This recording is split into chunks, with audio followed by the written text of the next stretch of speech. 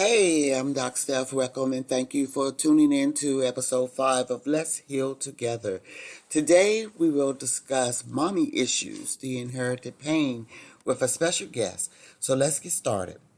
Mommy issues affect everyone differently. They can be mild or severe. Different types of mommy issues result from deep-seated childhood problems and that go unresolved. Um, Such as extreme conflict, emotional distance, or abuse from a mother. There's no one size fit all regarding how your mommy issues will carry over into and impact your adult life. Some may have problems maintaining intimate and personal relationships. For instance, you may avoid emotional closeness to protect yourself. In females, that may include detachment and difficulty with affection. For men, mommy issues can often be associated with the term mama's boy, which means someone is too close to their mother. This can happen when moms are subservient and instill in men a sense that this is how women should behave. It can lead to men having expectations of such behavior in romantic relationships and even seeking out female partners who fit this expectation. It can also lead to them mentally comparing their romantic partners' attributes against their mothers.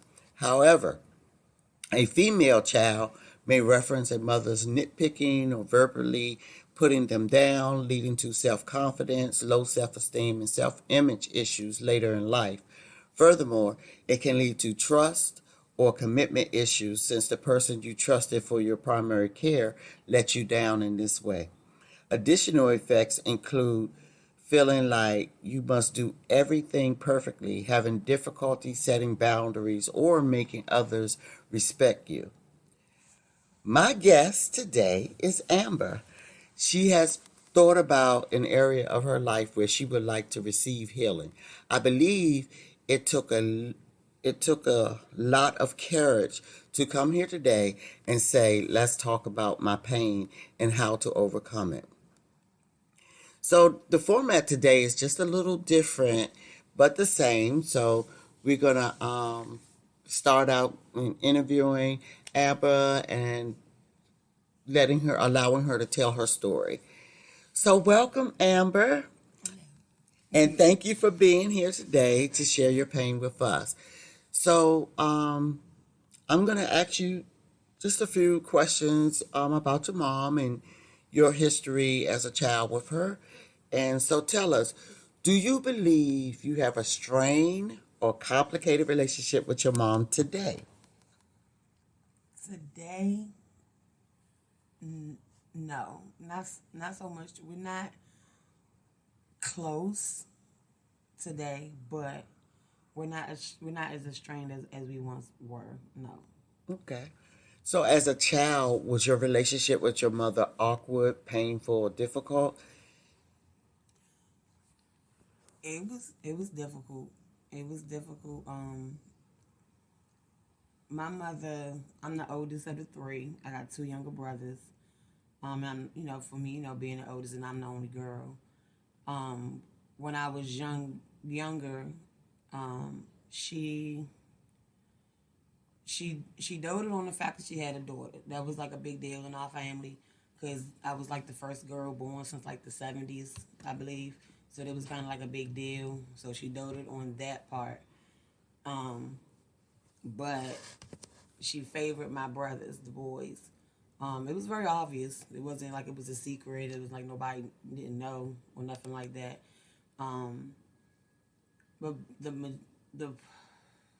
what you call it, the primary years or pivotal years, I don't know the proper word to use. My mother wasn't around, so I can't really say we were close or how we were because she left when I was 9. So I didn't have a mother for about 5 years. She decided parenting was too hard for her, and she took her favorite kid, which was my youngest brother, and she just left. Oh, wow. So let me ask you, could you tell us if your mother was able to sustain a romantic relationship, during that time that you were together? No, my mother,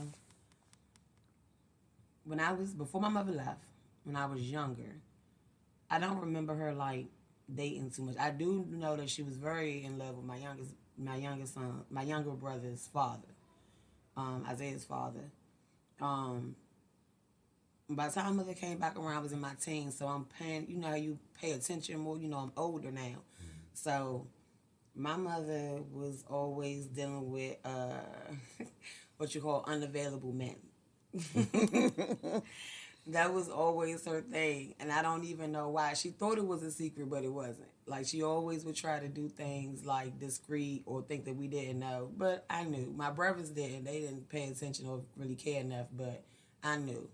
And the men that she would be head over heels for were technically not her man, to be honest. And she couldn't keep a relationship. Like looking back, she was just real angry. She was always screaming at. She talked to men like they was children. Like she treat her man like a child. Looking back, and this is like, I don't want to be like that. Like she's always very aggressive and bossing him around and what she don't need, what she did and stuff like that. She never really was in no long-term, genuine relationships my whole entire life. So how did that impact you as a child? Did you ever like wanted there to be like a stable male role model during that time, or it just seemed normal? It really, it just seemed normal, to be honest. Like I didn't really, I wasn't one of those. I wasn't one of those kids that like questioned too much about where my father was or who he was. Like I asked before, got in trouble just for asking, and it just never came back up. Like it just never came back up, and it really just seemed like normal behavior for my mother to be a single woman with 3 kids. It didn't seem like something that was abnormal to me. How about close friendships? Did she have any close My friendships? mother can't keep a friend to save her life. Like, no, seriously, and I hate to say that because I do love my mom. Even though I do love my mom, I do. I don't know. I don't know if it's because she's just my mother and that's what you're supposed to do. But my mother has had some good friends over this, and I would watch her, and I used to think it was so sad. Especially by the time I got to my teens, she had some really good friends, some good people in her corner, but her attitude would just push people away. Like I sat back and watched her mistreat and curry people that were like genuinely there for her or looked out for her when she needed them the most, and she always needed somebody. And she would either get on her high horse when she on her feet and act like they never existed. And that played a part in me, and that's the kind for me to be the everything I ever done as an adult is like I want to be the opposite of my mother. I don't want to treat people like that. I don't want to live my life like my mother used to always tell my youngest brother.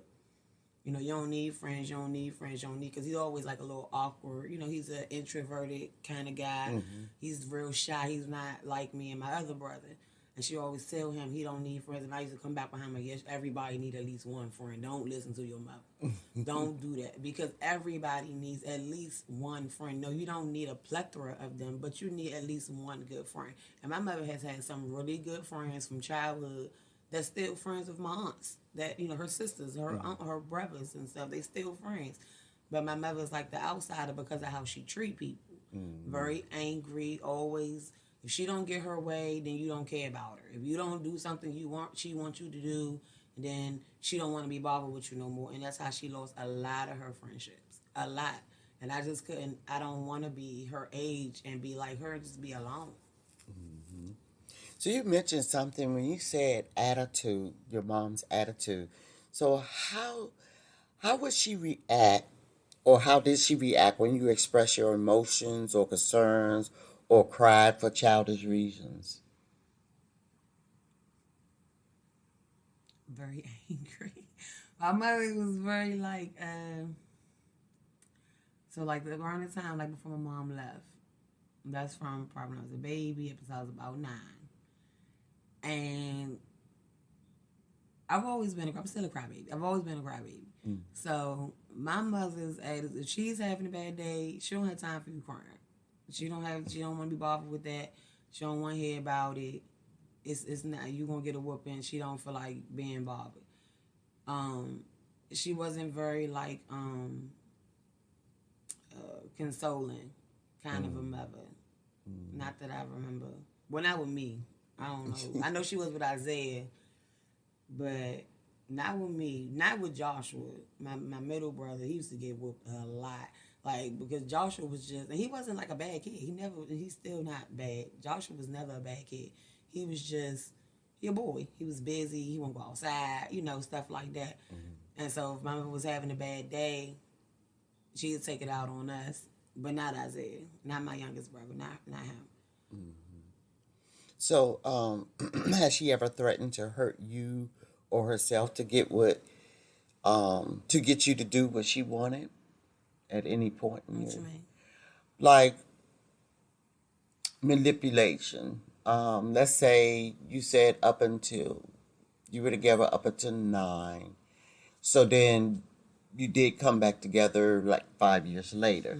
So at that age, you should be aware of the manipulation or the way to get you to do what she wants you to do. If you were against something she asked you to do or told you to do, and how would she play that out? Like if she wanted you to do something that you was totally against. I just wouldn't do it. I'm not going to sit here and lie to you. By the time I got back with my mother, I was very pissed off. I was I went from being a very quiet, I hated outside because I was scared of everything. Dogs, cats, dirt, birds. I didn't do the outdoors. I was always in the house. And then by the time I got with my aunt, from my mother leaving, I was angry and it showed. It showed really bad. And by the time I got back with my mother, she could manipulate my brother because my brother missed her. I didn't miss her. So she couldn't manipulate me. She couldn't get me to do nothing. She'd tell me to do something and I wouldn't do it. I'm not doing nothing I don't want to do. I didn't listen to nothing she had got going on. Because at that time, by the time my mother came back, I think I was 13 going on 14. I had already turned 14. I'm not really sure. But I know I was going into high school. By the time I was going into my freshman year of high school when she came back. And in my opinion, I used to tell her to her face, you can't tell me what to do. That's how I felt. Because you weren't there. You weren't around. We thought my auntie did so many missing persons reports for her. We thought she was dead because she wasn't there. So she couldn't manipulate me. She could manipulate my brother, and she did. And me and her would fight, we'd argue because I felt responsible for my brother because you weren't around, so you don't get to tell him what to do either. So she'll tell him one thing, I'd be like, Joshua, don't do that, or something like that. And she's like, you don't get to tell him you're not his mother. You're not his mother either. That's how I felt. So what was her tactic? It would just be the with my brother. No, your mom and her manipulation. It would just be mother's never. She's not apologetic, so she'll try to buy us stuff or buy Joshua or get him or tell him he can do something that she wouldn't tell him he could usually do to get him to do something that she wanted him to do. That was her thing. That was her method. But it didn't work on me because I wasn't here for it. I was going to do it anyway. Or whatever she wouldn't give me, I'm going to get it anyway. Okay. Did it ever seem like your mom tried to prove she owned you or show you who was the boss? Yeah, all the time. That's why we would physically fight. We physically fought plenty of times. By the time my mother had came back around, just to let me know, or she felt that's her way of getting me to listen to her or do what she wanted me to do. But it never really worked because I would fight my mother like she was a random girl in the street. That's how I didn't look at her like my mother until I got to be an adult and had my own. Well, I had my son when I was young, but when I got older, in my 20s, I did not, until that point, she was not my mother. That's how I felt. I lived my life like I didn't even have a mother. I did what I wanted to do when I wanted to do it. And when her thing would be, well, I do this and I do that. I'm like, well, you just started. Like I knew how to make her feel bad to get her off my back. So you did a little manipulating too. Okay. So let's step back up to that age 9. Did you trust her as a kid? Did you trust her during that Yeah, time frame? and that was the so messed up part. Be like, I knew when I was young before my mother left, I knew my mother was messed up. I knew that. I wasn't oblivious to what was going on around me. Like I said, my mother being single, and she would keep a job. She wasn't very financially responsible at all, and she had her other issues going on, but she was still my mother. Like I knew what was going on. I knew my mother was messed up. I knew my mother got talked about at the family, functions and all that. I knew these things. But she was my mother. I trusted my mother. I loved my mother. So it was like I didn't care about what was wrong with my mother back then. Like when I was younger, I didn't care for real. Like I knew she was messed up. I knew she was mean. I knew she was nasty. I knew her attitude was terrible. I knew she pushed everybody away. I knew all of those things. But at that time, I'm a kid. I'm like, that's still my mom. I didn't care about that stuff. I did trust my mother. Because one thing about my mother, I will say, when I was younger, the most affection you gonna get out of my mother is if somebody tried to mess with one of us. That was about the most, and it wasn't like She was protective. very protective, like she'd fight and all that type of stuff or whatever. But that's the most affection you probably was gonna get out of my mother. Okay. So, but at any point, did you ever feel like, what could I change for her to love me? Did you feel loved by your mother? Not not when she came back around. No, I didn't. Um, my auntie used to tell me when I was living with her, my mother's issue with me was the the attention I got, from people or boys or whatever the case may be, is what my mother wanted when she was that age, and she didn't get it. So my auntie always pointed out like a jealousy thing. Like it was an instance I never forget when I was younger. This is before my mother left. I had to be probably like 8, maybe 8, 9, something like that. Me and my middle brother, we have the same dad. We're a lot lighter complected than our mother and my youngest brother. We was out. Long story short, we was on the train, and they was like, "Oh, your niece and nephew are so pretty. They're so cute." Da, da, da. My mother embarrasses the hell out of us on the train, and she just spazzes because she's like, "Those are these my kids," and she just going on, going on. I was just so embarrassed. When I was young, I used to go to, remember the payphone with the booths? Mm-hmm. Anytime I can get my hands on the payphone, because we never really have a house phone like that, I would call my aunt. I was so embarrassed, but she would do stuff like that all the time. So when I came and lived with my aunt, and I was going through my issues, I was always in trouble in school and all that stuff. My auntie was always like, "Your mother has always been jealous of you. She's always been jealous of your looks. The same attention that you get, your mother never got that attention. And she wanted that attention so bad, which is why she was the way she was when she was younger. Because my grandmother passed away. My mother was in high school. Mm-hmm. So she was raised by her siblings. And her siblings were a lot older. She grew up with her nieces and nephews. Like by the time my mother was born, her brothers and sisters was getting married, having kids. Mm-hmm. So she was significantly younger than everybody else. So they had to raise her when my grandmother passed. And my auntie used to always say, "Your mother has always been jealous of your looks. Your mother has always, the same, your hair, whatever it was, she was always made it an issue." Like, my mother used to call me names, like when I was little. That didn't bother me then, I guess, because I feel like, looking back, I kind of feel like I thought that was normal behavior, so it didn't really phase me for real, mm-hmm. until I got to my teens, and she was always calling me always these red bitches, and, I was a hoe, or whatever word she was just always saying some crazy stuff to me. Never to my brothers though. It was only me.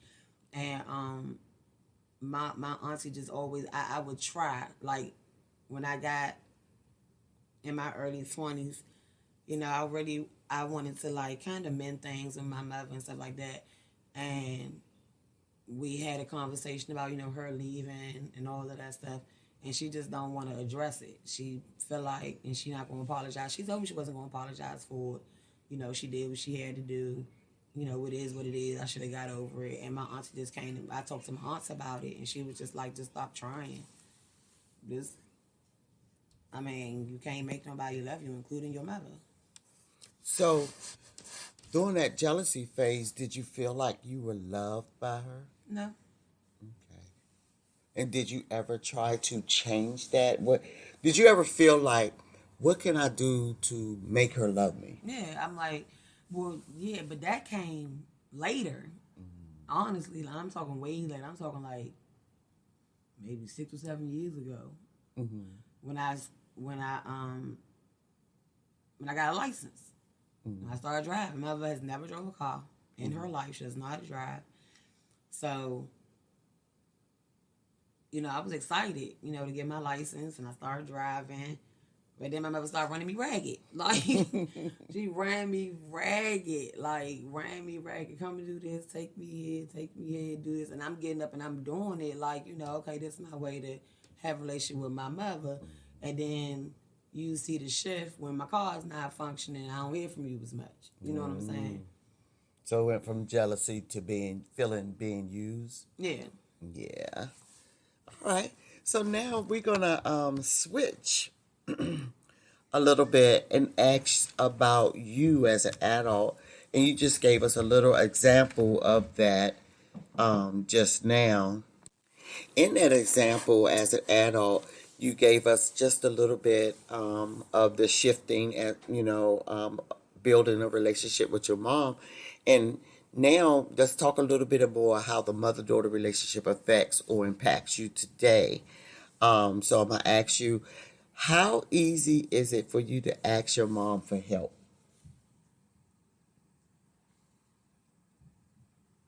My mother is usually my last resort unless it has something to do with the kids. But me as a person, though, I don't like to ask for help from anybody. But when it comes to my mother, she's a better grandmother than she ever was a mother.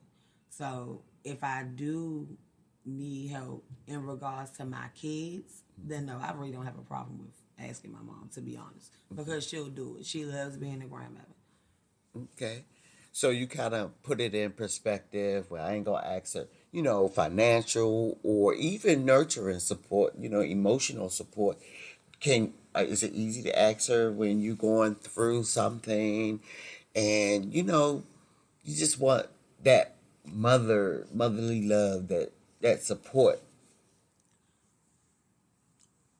Nowadays, I can have a conversation with my mother about things that I'm going through. Not many. Mostly like if I'm going through something like with my living situation, or I then got fired from a job or something we can talk about, or something like that. I've really never looked at my mother for emotional support. Like even now, I don't know if it's considered to be emotional support or if we just having a conversation. To be honest, I really don't know. Just someone talk to. Yeah, and it almost sounds like you had those conversations, but you don't look for anything back from her from that conversation. Right, I don't like. I might just. It's really just me telling her what's going on.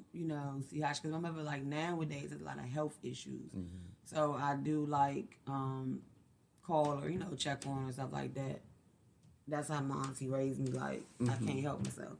Like no matter how messed up she ever was, that's still still my mother. So I call her, every once in a while, see how she doing, tell her know what's going on with me and the kids, and that's pretty much it.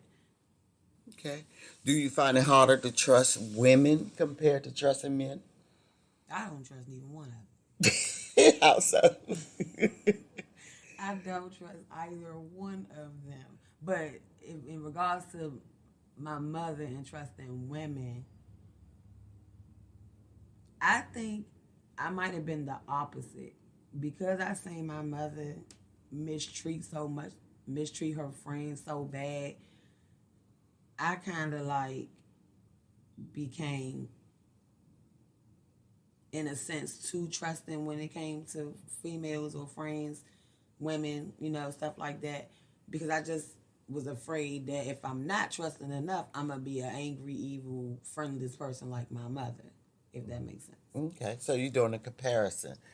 It's Yeah, trying to I avoid. learn on my own. Somebody do something to me to where I need to stay away from you, then I'll deal with that. But I never treat my friendships with women like my mother. Like my mother pretty much has always used people. Like I hate to say it like that, but she really has. Like she really has. Once you are no longer of use to her, they like, oh, how your mom doing? I called my mother. I called my mother. Like a couple of months ago, like around Thanksgiving, this lady who used to live in the shelter we used to live in, I ran into her at the Giant, and she asked about my mother. Her mother was real close, and she asked about my mother. And I called my mother and let her know, I said, Miss Pam asked about you. I happened to run into her. Da, da, da. She was just like, so. And I just, like, okay, mom, whatever. Because I just didn't understand. Like, that lady never did anything to you. She was a very good friend to you. But, like I said, my mother's the type of person where when she no longer has no use for you, it's just like you never even existed. And I don't like that personality trait in anybody. And I don't want to be like that. I was thankfully got a chance to be raised by my aunt for a little bit because I don't want to be that kind of a person. Like sort of learned behavior. Yeah, like it's like, what is wrong with me? And then it's crazy because I look at my mother and I look at my aunts and uncles and I just can't even believe they came from the same household. I can't. It's mind boggling. Yeah. So how about your intimate partners? Relationships for me, Trust. trust, the trust, the distrust I have in men genuinely have nothing to do with my mother. It has everything to do with men. It really I don't think it has anything to do with my mom. But have you ever thought maybe? Now you described your mother relationship with men when you were younger, and now you have you have some distrust in men, but you can't see that or pinpoint it back to how your mom relationships were with men can fit into that. Um, no, not really. Only because I never go into a relationship or a friendship with my guard up. You have to do something to me to make me not trust you or just not want to deal with you or something like that. Whereas though my mother always, even back when I was a little kid, goes in aggressive. She goes in the beginning very angry, very aggressive, um, very dominating over the whole relationship instead of like letting a man be a man. I don't go in that way. I might come out that way based on whatever happened, but I'm not really sure. Okay. For real. So, what do you do when you mad at your partner? I don't talk to him. Okay. Why? I mean, why not communicate? I need time. I was getting ready to say that. For me, because I am hot headed and I can be very, get mad and be very mean. I've gotten to a point in my life where I need a day to calm down before we can have the conversation. Okay. But we're both like that though. I need that 24-hour little period to myself because I don't want to say something that I'm a later regret, which is what I've done in the past.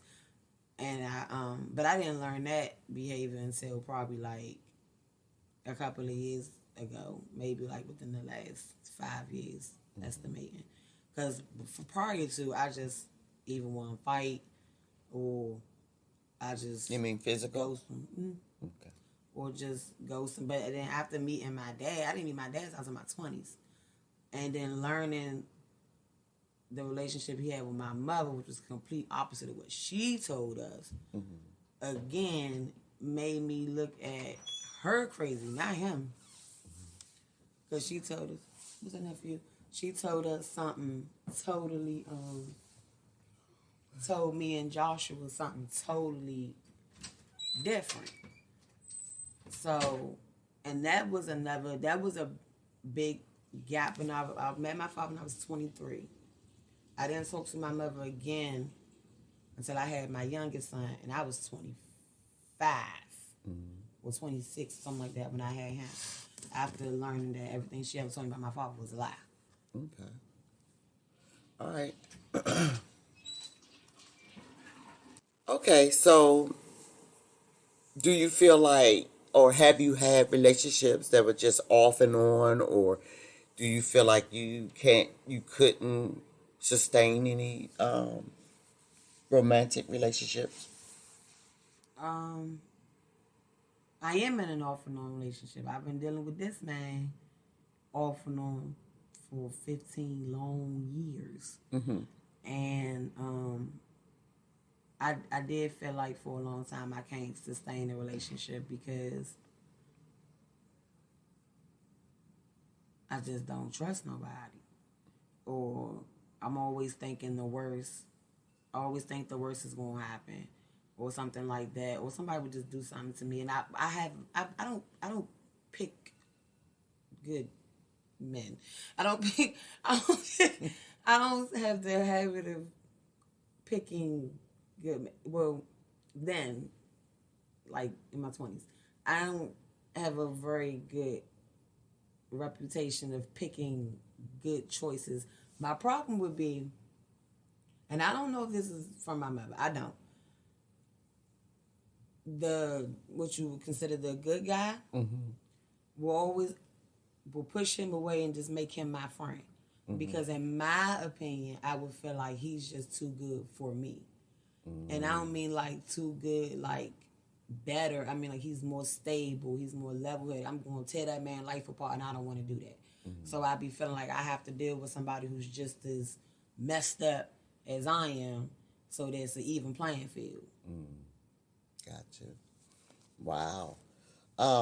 So do you blame others when things go wrong because of a lack of support or lack of trust? Which is it? Or No, I don't blame others. I'm my biggest critic. I don't blame others for anything. Everything that I've ever done has always been my fault. Like it's always been my fault. I never blame, and I never really felt like I had a lack of support. As far as help, I never felt like that. Even outside of my biological family, like creating my own little families or whatever, because I'm not real close with my actual family like that. I don't never feel like I'm lacking support as far as like help, whether it be with my kids, but like emotionally, mentally, I don't feel like I have anybody in that kind of a sense, because everybody I pretty much know or related to whatever is like, oh, she always got something going on. Like, because my head is always, my brain is always somewhere else. Or like I said, I'm always thinking the worst, and it comes off very pessimistic, and they're like, oh, you're so negative, you're so negative. But when you've only seen the worst, you always expect the worst. It's hard to be optimistic when you don't know nothing but bad. okay. Yeah, so how do you express your emotions? I don't. I mean, I do, but not in the not in the best ways. I keep everything, all the serious stuff. I keep it all balled up. I drink a lot, um, and that's not helping me, of course. But Why? So why do you drink a lot instead of expressing your emotion? So what I'm getting at is, have you ever learned to express your emotion, and holding it bottled up Has that been a way of learning because no one has, or even your mother, she's never um, nurtured you or your emotions or catered to your emotions? I guess maybe that's why. Cause I don't know. Never been able to. I So never. have you been able to identify your emotions? Or do you like, I don't know why I'm feeling this way. I just feel this way, you know. And then you act on it, and then you're like, why I do that? Yeah, I do that a lot. I've done that a lot. Like I don't know why I feel like this, and then or I'll be angry. One thing can happen to me. One thing. 24 hours in a day, one bad thing can happen, and then I think about every bad thing that's ever happened, and it all just comes out, but it comes out in a very Overwhelming. in a bad way. Becomes overwhelming. And that could happen too when you keep it all bottled up and you never deal with it or you never identify it. So it's always good to try to identify that emotion, what you feeling, and not chalk it off as I'm just not feeling it. You know. And in therapy, I'm in therapy. Okay. So, well, I've been in therapy before. My auntie put me in therapy, but back then I was sitting there and just waste her money. I wouldn't talk. I Mm-hmm. just sit there for hours and hours and not say anything. But I'm in therapy now, Mm-hmm. and That's therapy good. helps for me only because, and I tell people, in my opinion, it just for me it helps to talk to somebody who doesn't know you already, Mm-hmm. because people who know me already are so quick to tell me what to do and why I should or shouldn't feel the way I feel because of what they see or what they know about me. So it's just more um, You feel judged. helpful. Yeah, and I feel less judged talking to somebody who's never met me, don't know anything about me. You know what I'm saying? They don't Mm-hmm. deal with me on a regular basis. It's easier to talk to them because they're not telling me, well, this is what you need to do. And, oh, that's not what happened. Or, yeah, it is happened, but you could do that. I just get tired of hearing that all the time. And sometimes you just want to be heard. Right. I don't want nobody telling me, well, like the situation with my mom, it's just, even to this day, it's gotten better. But it's all over the place. And everybody has an opinion. Everybody wants to, tell you, how to deal with it. But that's not your mother. You were not there. And Mm-hmm. like even the people that were there, I went through a period and I love my aunt. How people love their mothers and love their grandmothers. That's how I feel about my aunt. And I went through a period where I was angry at her because you still, yes, you feel this way or you think I should handle it this way, but that's still not your mother. That's your sister. Mm-hmm. You're not going to feel how I feel. That's your sister. That's not your mother. Right. Right. So, are you overly critical of those around you, especially in your intimate relationships, or even outside your friendships, any relationship? Do you think that you're overly critical? Overly critical towards other people? Mm-hmm. No. Your friends and your circle, and No, I don't feel like I'm overly critical at all. I feel like I'm more, in a sense, I'm a little too trusting, in a sense. Not green, but I like to deal with people on a clean slate. Like mm-hmm. I'll be the person that'll be friends with somebody. Everybody, oh, don't be her friend, don't be her friend, don't be her friend. But she never did nothing to me. Mm-hmm. So if she do something to me, we can talk about that. But she's never done anything to me. What she do on her personal time is on her. But as far as me and her are concerned, we're good. That's how I deal with people. So you like to give them the benefit of the But that's doubt. how I want people to treat me. Mm-hmm. And like I had a friend, real close, my best friend in the world, and that stopped my trust with women. Mm-hmm. Not my mother, because she was my best friend in the world and she turned on me and I didn't like that. Um, but I still start everybody, even with her,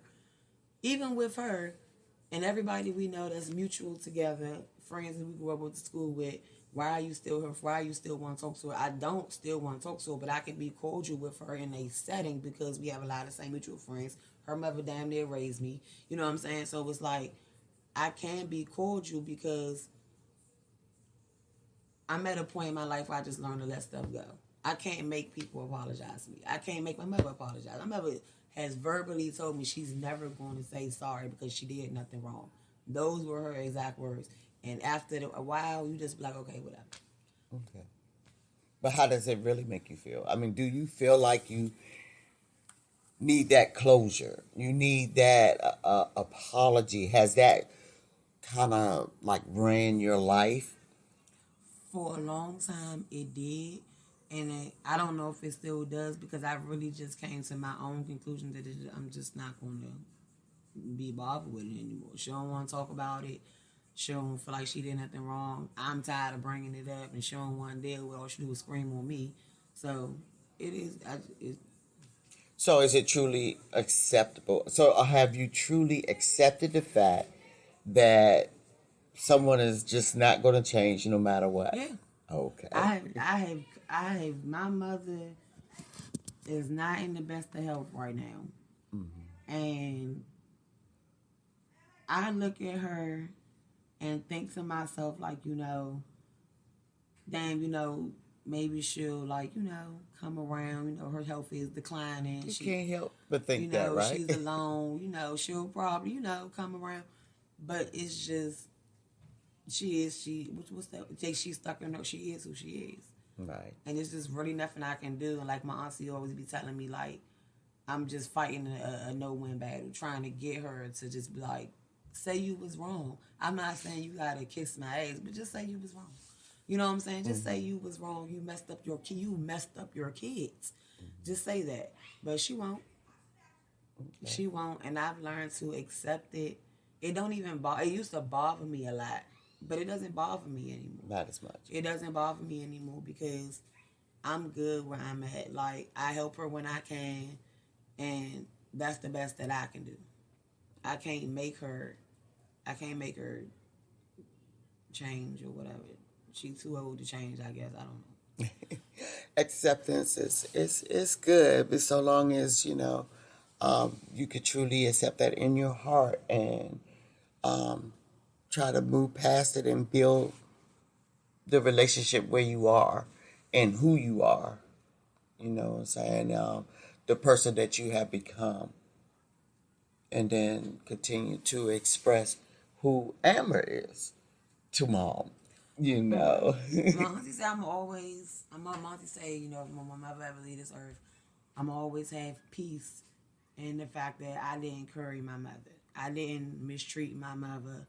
I tried to help her. I try to help her when she need me or whatever, I can do for her. If she just want to talk, she won't be talking about nothing. Just on the phone, talk to her. Like I said, she's lonely. Mm-hmm. All right, so this is my final question. And I think it's a huge one. So overall, do you believe you do not deserve love or will never find true love? Sometimes I do feel like that. Okay. You want to expound on it a little bit? I do feel like that. I kind of be feeling like I'm just too damaged. Mm-hmm. And not many people want to deal with somebody they got to put back together. Okay. That's honest. I like your authenticity. So thank you for being transparent about that. But, I don't want to really leave it on that note because, you do deserve love and you will be loved and you're not too damaged and you can heal from whatever you consider to be damaged. We all are broken is what I call it. We all have pieces that are broken, but we can be healed from it. And so, and not leaving it, on a note, this is just some suggestions, but just as Emma just expressed to you, she's going through therapy. She's working through her issues to become whole again, and you can do the same. You do not have to let your troubled relationship with your mom dictate those you have now. With the relationship that you have now and those that are around you, learning new behaviors and thought processes may allow you to overcome the problems interfering with your relationships as an adult. Therapy may also help you to develop a healthy relationship with your mother and resolve some unresolved issues because you can heal from complicated relationships you have or have had with your mother. So, as always, here's just a few suggested actionable steps. Number one, set healthy boundaries. Number two, change your unhealthy behaviors. Number three, practice putting yourself first. Number four, talk with your mom and get a better understanding. Number five, permit yourself to feel. Permit yourself to identify your emotions and feel them, and it will help you to get past them. So, my reflection for today on mommy issues, one motivational and inspirational quote. Alia Barnett says, "The mother wound affects us in different ways. It all it's all individual according to our personal experiences and relationship with the mothers or not in our lives. The survival skills we pick up for ourselves end up blocking us for the things that are meant for us. Yet we can't see, let alone understand it, to do something about it. However, if we don't heal this wound, we will continue to hold ourselves back." My inspirational quote for today is 1 Peter 5 and 10.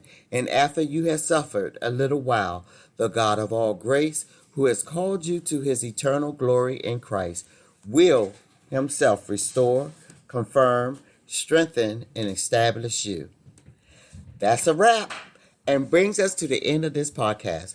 You have been listening to an interview with Amber, episode 5, Mommy Issues, The Inherited Pain. Thanks for tuning in to Let's Heal It Together, where we encourage hope, help, and healing. Peace and blessings.